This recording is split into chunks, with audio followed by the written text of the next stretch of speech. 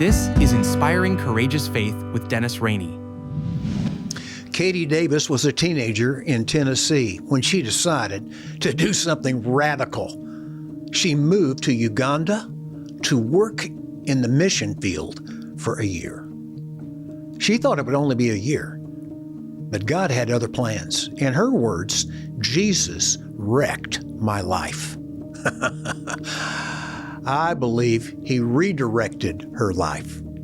Hopefully, you've seen or heard the first episode of the two-part series where Katie talked about how she ended up in Uganda.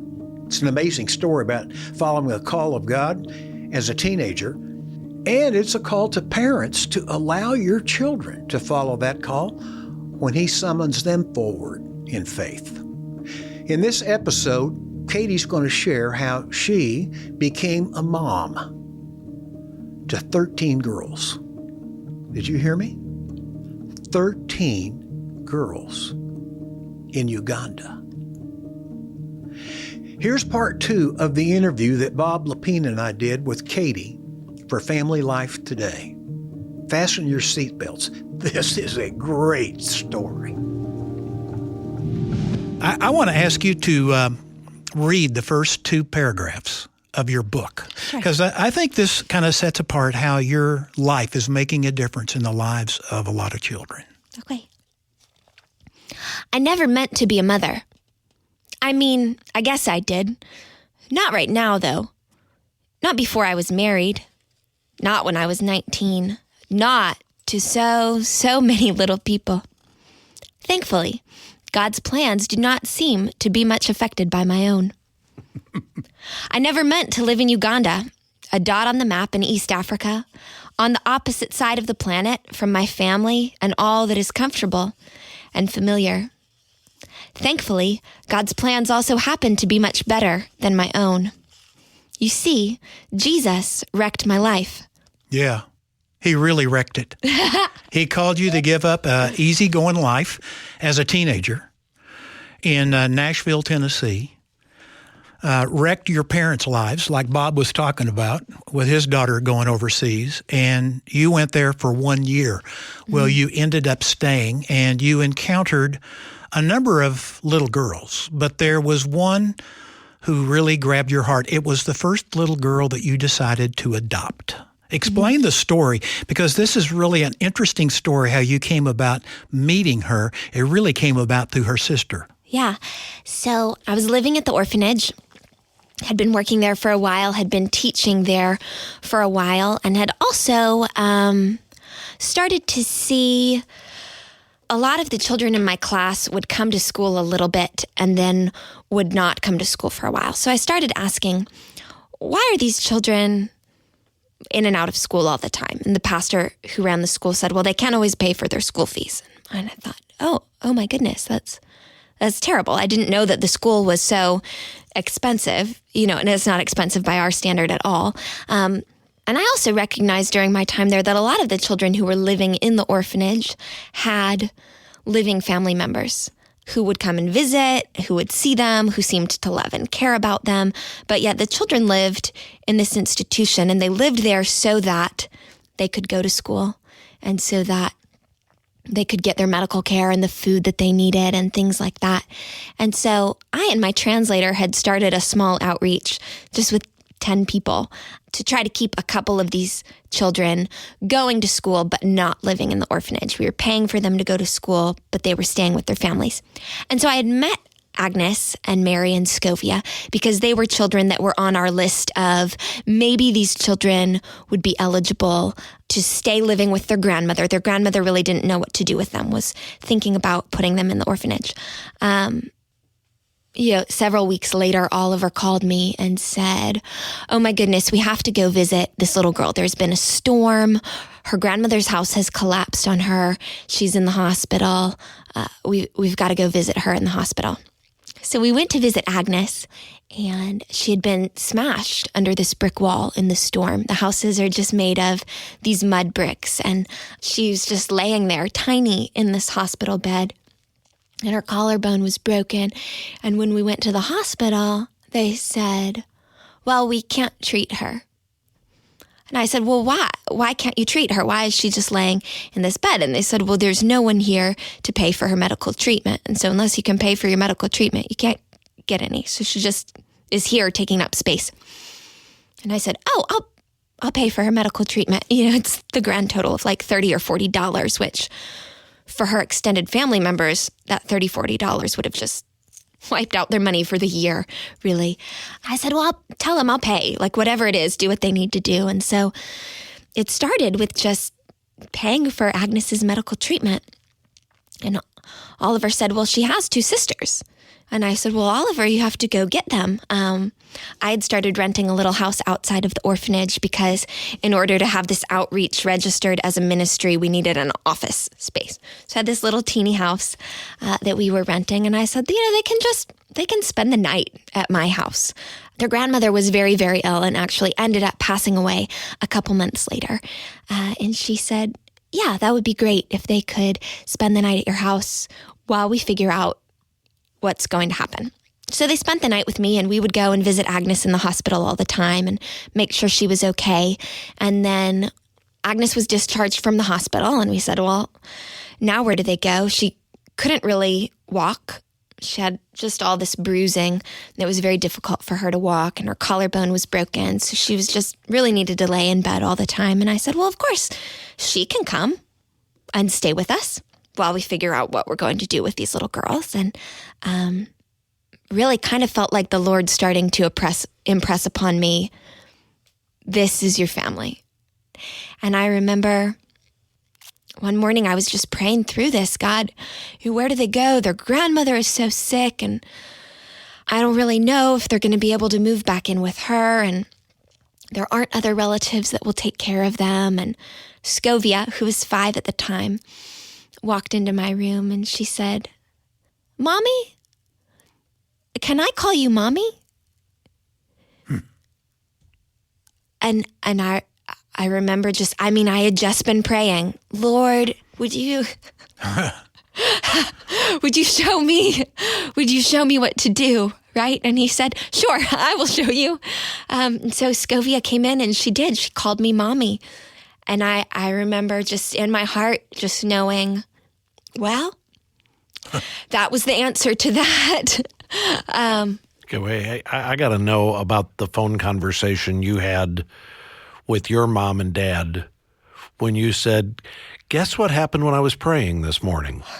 I don't even remember the conversation. I'm sure it was tentative because I know that they were like ready for me to come home from my year in Uganda and have this like very normal life. And so this was changing things. That must have been like a bomb. Mm-hmm. I mean, they're expecting you to come home and you go, hey. I think I'm leaning toward foster care that will lead towards adoption, that will lead towards permanent family and a permanent residence here. And I struggled, and I think we all run into this at some point where we think maybe we can live in both worlds, right? Maybe we can do what Jesus is asking us to do and still have all our stuff that we don't want to give up. Whatever that is, whether that's the dream of college or whether that's material things or whether that's a relationship that we're not quite ready to walk away from yet. I think all of us at some point go through the struggle of what is it that I really have to give up to be all in? And so... Well, and your year in Uganda had not been just one continuous picnic. I mean, you had been lonely, and I'm sure you had to get used to the fact that when you were hungry for ice cream, you couldn't just hop in the car and drive down to the ice cream place and get some ice cream, right? Right. I think it is a good thing that I am so stubborn. And it's not always a good thing. It sometimes is a very bad thing. But I think I would have... I'm just looking at your friends in the studio, and they're all nodding their heads at that, by the way. They know.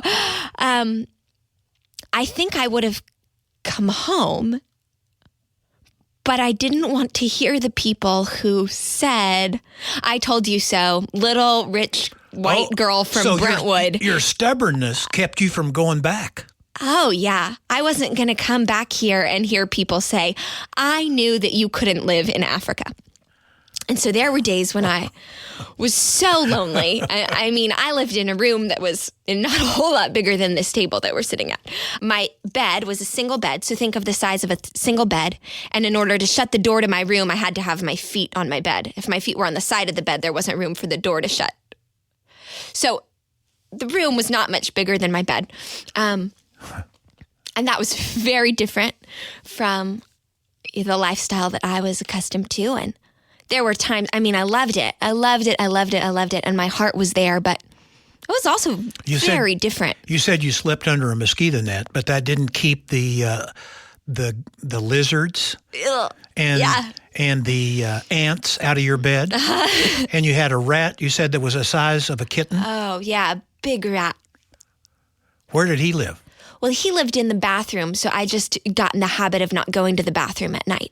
I remember the first night that I went to the bathroom and he ran by and I thought, okay, note to self, go to the bathroom before bed. Don't go to the bathroom again.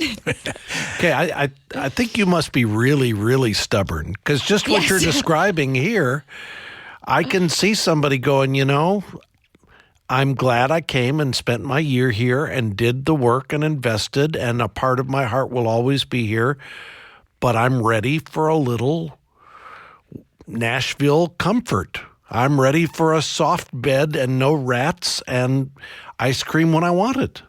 Oh, yeah. After about 4 months, I would sit in my bed and just cry. Just go, oh, what did I do? Because at that point, I knew my heart was stuck. I mean, there wasn't ever going to be a way. I read it. Jesus had wrecked my life. There wasn't ever going to be a way that I could go back to my life that was normal and do it. I wouldn't be able to do it. I wouldn't be able to live that way anymore. And I knew that I wouldn't, but I kind of wanted to. Sure. You went on to adopt 2 more girls a few months later. And were mom and dad, they must have gotten to the point where it was like, okay, what's next? We're with you on this, right? When you said, I'm going to adopt these 3, they kind of came around and said, it's your life, right? Kind of. I mean, they always asked good questions that were important, in the way that a parent does of, now, are you sure? Because you know that means this, and this. And I wasn't sure, but I thought I knew a lot. So I said, yes, I'm sure. I've thought this through. By the age of 19, you were a mother of 6. Mm-hmm. And you had you'd taken on some responsibilities, so much so you needed to go raise some money for your work among orphans in Uganda. And you were getting ready to leave, and Agnes, I assume it's the same one who was almost crushed by the wall that fell in on her. Agnes came to you and told you couldn't leave. You want to share that story with our listeners? Agnes had just kind of finally adjusted after a few months to life with a mom, life with a home, life with a family.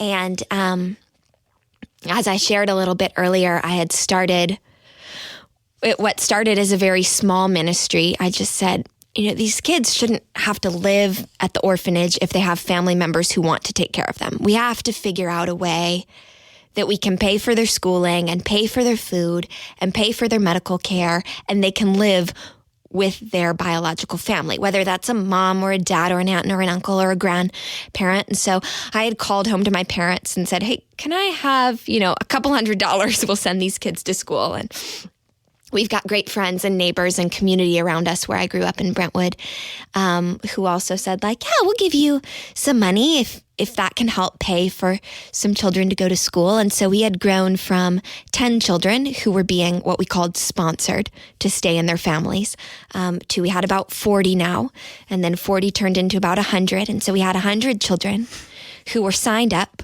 to go to school.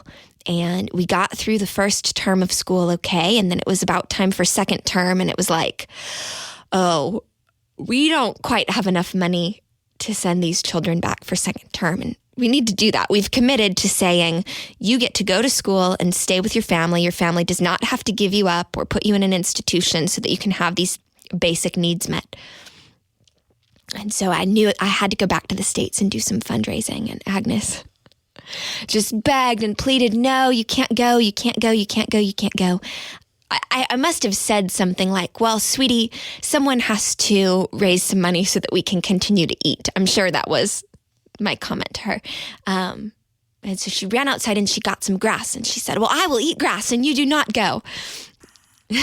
That was her way of trying to get you to stay there. Uh-huh. She didn't want you to leave. No. So then I knew I was like really stuck. And 100 grew to what size now? We have 721 children who are currently sponsored by Amazima, and that means that their school fees are paid for. They're provided with meals. At school, we pay for them to have lunch, and then we send them home with some food so that they can have dinner for their families.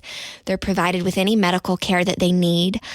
This enables them to live with their family members. A lot of them are still children who have been orphaned, a lot by HIV and AIDS. Well, you did end up coming back to the States to raise some money, and while you were back here, your friend, who evidently must have been helping you run the village, ended up taking another child in. Yes. You want to tell our listeners about your first conversation with a little girl named Joyce? Yes. So Christine, a great friend of mine, she's still on our staff. She had moved into our house and was helping with just day-to-day stuff. She's a year younger than I am. And she taught me so much about how to live like a Ugandan, really. And helped me out with the girls. And so I had left her and another friend there at our home with my 6 girls and had gone home to do some fundraising. And while I was gone, received a phone call from her. And she said, there's this little girl. She's really in need of a place to go. You know, she doesn't have anyone caring for her at home. Would it be okay if she came to live with us? And, you know, at this point, you're kind of doing 6, 7. I mean, I've kind of built my life around this anyway, and she doesn't have anywhere to go. Of course, she can come and stay, and we'll figure it out when I get home. We'll figure out if it's permanent or if it's transitory or what that looks like. And so I remember she called me, and she said, "Hello, Mommy." And I'm sure she had heard, you know, the other girls in our house talking about me as like, oh, there's this lady, her name's Mommy, you know, she'll come back and she feeds us, you know, whatever. She said, "Hello, Mommy. Thank you for food today." And I just remember how that struck me. He just sitting on this side of things in America and having just probably eaten lunch or whatever, going, oh my goodness. Thank you for food today. Like, this is what we're looking at. This is what we're dealing with. People who don't even always have the guarantee of food every day. I just remember how excited I was to get home and to meet her. Speaking of food today, how many children are estimated to be on the streets? Oh my goodness. In Uganda? We would have to look it up. So many. Tens of thousands. Yes. Who don't have food to eat, like Joyce thanked you for. Yeah. Let alone someone to call Mommy. And that's what led you ultimately to say yes to not only the first 6, 7, but now how many children are in your family or in the process of coming into your family as a 25-year-old young lady? 13. I have 13 foster daughters, all of whom are kind of at different processes in the paperwork of being finally legally adopted, but in my heart, I mean, are all the way adopted. They are my children. I think it's a great picture, Bob, of a young lady who exhorts all of us to step out in faith, looking at the needs that surround us and follow God's call and be obedient to that. And just as Katie has shared, going all in, not doing it halfway, part way. And Katie, it's interesting as you've talked about these people you've encountered, especially the children, you don't sugarcoat it in your book. Thank you. I mean, it's kind of raw at points. Children who haven't had a bath, and aren't clean and, frankly, stink, And yet one of the major messages I took away from your book was your assignment from God was to love. Mm-hmm. Your purpose was to love these children. And I really like that. But you also have a purpose around truth, and that's the name of your ministry. Yeah, the word Amazima does mean truth in the local language, and we chose that as a name, or I chose that as a name because we want that to be the core of everything we do. We do feeding programs where we feed children lunch, and we do sponsorship where we help children go to school and pay for their school fees so that they continue to live with their biological family. And we do farming outreaches, and we do vocational training, and we teach women to make jewelry so that they can sell it and make an income for their family. But at the very heart of all of those things is discipleship. In all of our programs, we make sure that there is some kind of mentor or teacher or social worker. One of our staff members is walking alongside the people that we serve to teach them the gospel. Katie, it's been a treat to have you, finally get you here on Family Life Today. This has taken a while to get you over here to do this. You're an inspiration to many. We've heard, though, this week that in the process of you ending up in Uganda, you had to overcome your parents' best wishes, kind of what they really desired for you. I thought what I'd like to ask you to do here at the conclusion of the broadcast is give your parents, your mom and dad, a tribute. Oh, and to honor them for their courageous faith in launching you and letting you go. You're now a mom. Yeah. You better understand what that looks like. And to do that, what you need to do is speak to your mom and speak to your dad. Okay. Personally, it's I not love that. It's not about them, it's to them. They'll be listening. Okay. Mom and Dad, I never thought at 18 years old that it would be just a few years later that I would have such a greater understanding of what it means to love sacrificially as a parent. But as I wake up every day as a parent, I learn that again and again and again, just the huge sacrifices you make to love your children well. And you loved me so well to get behind what the Lord was asking me to do. You taught me kindness. You taught me compassion. You taught me to love Jesus. You taught me to care for other people. And I know you never imagined that I would take it and run with it quite to this extent. But I am so thankful just for your ongoing support and your ongoing love. I know that I could never, ever be in this place and be serving the Lord if it wasn't just for your continued support and your continued love and your continued guidance. And I am just so very thankful that you were so courageous to allow me to step in to what God was calling me to, and even to step into what God was calling you to as parents and what God was calling us to as a family. And I can only hope that one day when one of my daughters looks me in the eye and tells me that she wants to go do something that sounds just crazy for Jesus, I can only hope that I would be so courageous to say, okay, let's do it. So I love you guys. Thank you. Wow, what a story, huh? I was so impressed with Katie and her story that when she asked me to speak at a fundraiser for Amazima, her ministry, I said, yes, sign me up, and I was happy to do it. She's the real deal, and she has followed through with those girls. They've now moved back here to the United States, and Katie got married, by the way. I didn't mention that. In fact, she and her husband, Benji, have now had two boys of their own to add to those 13 girls. Well, that's quite a story for another time. We're going to have to tell that one and kind of get caught up here. I would imagine Benji had to tighten his belt a bit as he became an instant father to 13 girls. The whole family now lives, as I mentioned, in Tennessee, where Benji is a pastor and Katie continues to raise her children write books, and give leadership to Amazima Ministries. Over the years, Barbara and I have gone near the orphan, and as a result, we've gone near the heart of God. We've seen orphans in China, Russia. We've seen them here in America. And I want to tell you, there's nothing quite like getting near where God's working. And He's at work. May not be easy work, but He's at work in foster care ministries, adoption ministries, and just general caring for the orphan. And I don't know if you're involved in some kind of orphan care, but if you're not, I'd challenge you to think about joining with some ministry that is addressing the needs of orphans. Perhaps it's a foster care ministry or adoption ministry. All of them, I assure you, need your financial help.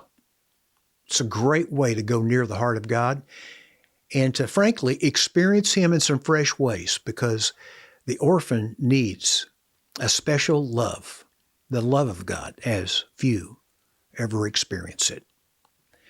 And I'm sitting here thinking of raising kids today, whether they be preteens or teenagers. And you know what? One of the big problems in raising teenagers today is the world revolves around them, and the world serves them, and the world satisfies them, and they can get addicted to the world. And that's not who they need to be addicted to. They need to be addicted to the God of this book and Jesus Christ, because He can guide them through their adult years. And I just want to encourage you, if you've got a preteen or a teen, find a project in the next 2 or 3 years where you can go near the orphan. I'm not talking about setting them up to become orphan care experts or go like Katie did, but you know what? If God calls them, what better thing could they be involved with than what God is calling them to do, right? And the orphan calls us away from ourselves. You can't love an orphan the way they need to be loved and be selfish simultaneously. I've tried. It doesn't work. It just doesn't work. They will spot your phony love and call you out. So I just want to challenge you. Pray and ask God to help you find a way that you can get involved and go near the orphan. There's so many ways. In foster care, adoption, orphan care, go near the heart of the orphan, and you will. It's not an overstatement. You will go near the heart of God.